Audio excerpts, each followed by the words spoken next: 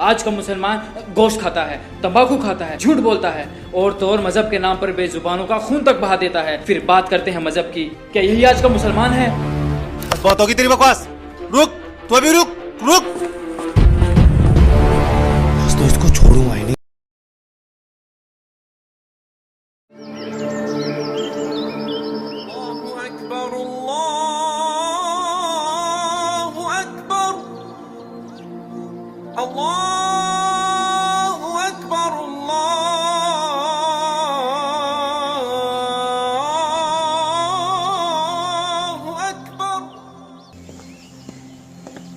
सलाम वालेकुम साहब। वालेकुम अस्सलाम। अरे छोड़ो छोड़ो इसे, अंदर लेके जाओ इसे। मुन्ना को मत लेकर जाओ अब्बू प्लीज। अरे ईद मुबारक भाईजान। क्या हुआ भाईजान, क्यों बच्चे को रुला रखा है? अरे आपको तो पता है भाईजान, आज ईद है और बकरे को हलाल करने ले जाना है और ये सलमान है कि 1 घंटे से रोए जा रहा है। अच्छा, हाँ उसका ज्यादा प्यारा है ना ये। आप बिना भाईजान। अरे अब तुम्हें क्या हुआ? कुछ नहीं भाईजान, आपने बेवजह बच्चे और बकरे को रुला रखा है। अच्छा, आप क्या बकरा हलाल करने नहीं ले जाओगे? नहीं। क्यों?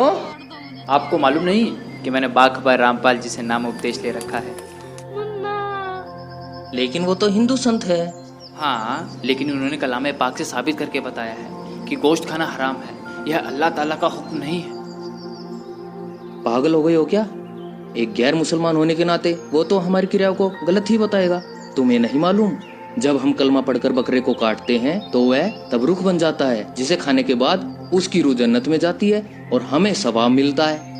माफ करना भाईजान, लेकिन हमारा अल्लाह ताला इतना बेरहम तो नहीं हो सकता कि किसी बेजुबान जानवर को मारने के बाद हमें सवाब दे। अब्दुल ये कैसी बातें कर रहा है तू? तो सही तो कह रहा हूँ भाईजान। यदि कलमा पढ़ते हुए बकरे की गर्दन काटने के बाद उसकी रूह जन्नत में जाती तो क्यों न हम अपनी और अपने बच्चों की गर्दन भी कलमा पढ़ते हुए कटवा देते, क्योंकि कहीं ना कहीं हमारा मकसद भी तो जन्नत में जाना है। ये क्या बकवास कर रहे हो तुम? देखो सबीर भाईजान, हम हर साल ईद के दिन इन मौलाना और काजियों के बहकावे में आकर ना जाने कितने बेजुबानों का कत्ल कर देते हैं और गुनाह के भागीदार हो जाते हैं। क्या हुआ समीर? देखो ना भाईजान, ये अब्दुल क्या बोले जा रहा है। कह रहा है गोश्त खाना हराम है। अबे पागल हो गया क्या अब्दुल? सही कहते हो भाईजान। जब तक मुझे कुरान शरीफ का इल्म नहीं था ना, तब तक मैं पागल ही था। तेरे कहने का मतलब क्या है? लगता है तू भूल गया है, तू एक मुसलमान की औलाद है। अब्दुल तुझे किसी ने बहकाया है। मैं अभी मौलाना साहब को बुला के लाता हूँ। भाईजान मुझे तो लगता है काफिर हो गया है। सही कह रहे हो भाईजान। माफ करना भाईजान, लेकिन ये जो हिंदू मुस्लिम की दीवार है ना, यही हमें अल्लाह ताला से लग रखे हुए है। बाखबर रामपाल जी कहते हैं कि जीव हमारी जाति है और मानव धर्म हमारा। हिंदू मुस्लिम सिख ईसाई धर्म नहीं कोई न्यारा। बकवास बंद कर अपनी, मजहब छोड़ के काफिर हो गया है तू। नहीं भाईजान, मैंने अपना मजहब नहीं छोड़ा है। हाँ, मेरे मजहब में जो गलत चीजें थी, जो गलत इबादत थी, वो मैंने छोड़ दी है। बेटा तुम्हें मजहब के बारे में किसी ने गलत बताया है। तुम मुसलमान हो, मजहब की इज्जत करना सीखो। जनाब, मैं मुसलमान की इज्जत करता हूँ, लेकिन मुसलमान का मतलब होता है मुसल्ले ईमान, जो अपने ईमान पर रहे। और आज का मुसलमान गोश्त खाता है, तंबाकू खाता है, झूठ बोलता है और तो और मजहब के नाम पर बेजुबानों का खून तक बहा देता है। फिर बात करते हैं मजहब की। क्या यही आज का मुसलमान है? बस बहुत होगी तेरी बकवास। रुक, तू अभी रुक रुक। आज तो इसको छोड़ूंगा ही नहीं।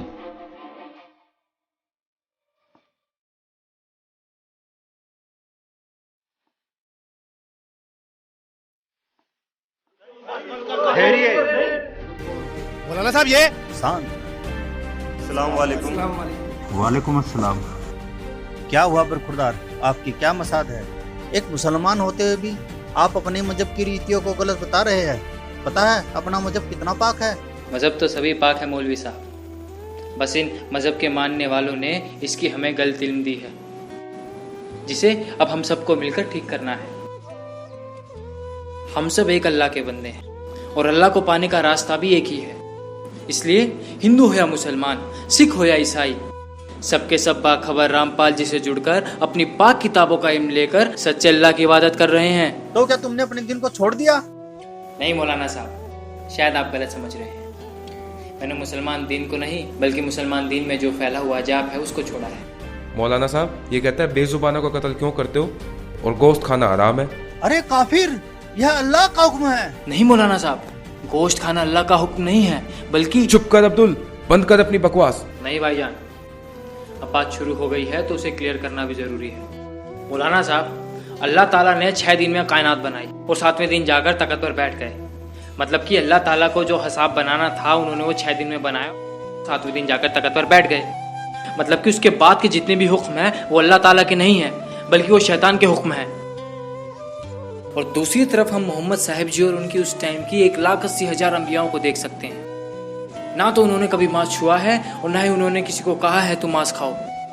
लेकिन कुरान में कुर्बानी का जिक्र है। वही तो मैं बताना चाह रहा हूँ मौलाना साहब, वो जो बात के हुक्म है वो अल्लाह ताला के नहीं है, बल्कि शैतान के हैं। क्योंकि कुरान से पहले 3 आसमानी किताबें और उतरी थी, जंबूर, तौरात और इंजिल। उनमें कहीं भी गोश्त खाने का जिक्र नहीं है। आप बेशक मुझे मार देना, लेकिन मेरी बात पर गौर फरमाना। जैसे हमें हमारे मजहब के ठेकेदार आज तक बताते आए हैं कि अल्लाह बेचून है, निराकार है, लेकिन हमारे कलाम पाक में लिखा है कि उस अल्लाह ताला ने 6 दिन में पूरी कायनात बनाई और 7वें दिन जाकर तख्त पर जा विराजे। इसका मतलब क्या है? इसका मतलब साफ ये है कि अल्लाह ताला का आकार है, वो किसी आकार में है, जभी तो जाके तख्त पे विराजेंगे। विचार करो मौलवी साहब, विचार करो। जी, वो अल्लाह ताला कबीर है। सूरत फुरकान 25 आयत नंबर 52-64 में देखना आप। जिसकी जानकारी किसी बाखबर से पूछो, और इस समय बाखबर सिर्फ रामपाल जी महाराज हैं, जो अपने कलाम पाक से इबादत बताते हैं और सच्चे अल्लाह की इबादत करवाते हैं। आप सब मेरे पे बेशक गुस्सा हो जाइए, लेकिन आप सबको पता है रामपाल जी महाराज से जुड़ने से पहले मेरी क्या हालत थी और आज मैं कहाँ हूँ। जब तक मेरे सवाब का दौर चला मुझे सुख हुआ, जिससे मुझे लगा मैं जो भी इबादत कर रहा हूँ वो बिल्कुल ठीक है। लेकिन जैसे ही मेरे गुनाहों का दौर शुरू हुआ तो मानो मेरे ऊपर दुखों का पहाड़ टूट पड़ा हो, और उसको खत्म करने के लिए जिसने जो भी बताया मैंने वैसा ही किया। किसी ने कहा तुम जुम्मे की नमाज करो, किसी ने फजर की नमाज करने को कहा, तो किसी ने तहज्जुद की नमाज करने को कहा। फायदा कुछ भी नहीं हुआ। इसके अलावा भी अल्लाह की तलाश मैंने ना जाने कहाँ नहीं की। कभी मोहिद्दीन चिश्ती की दरगाह, तो कभी अलीगढ़ की दरगाह, तो कभी महरौली की दरगाह तक फिरा। 40 दिन के जमात तक निकाले, लेकिन कोई फायदा नहीं हुआ, क्योंकि मजहब के ठेकेदारों ने जो हमें इबादत बताई थी वो सारी गलत थी। लेकिन आज समाज पढ़ा लिखा है, अब उनकी दाल नहीं गलती। अब वो समय आ गया है जब सब के सब बाखबर रामपाल जी महाराज से नाम उपदेश लेंगे और सच्चे अल्लाह की इबादत करेंगे। खुदा हाफिज।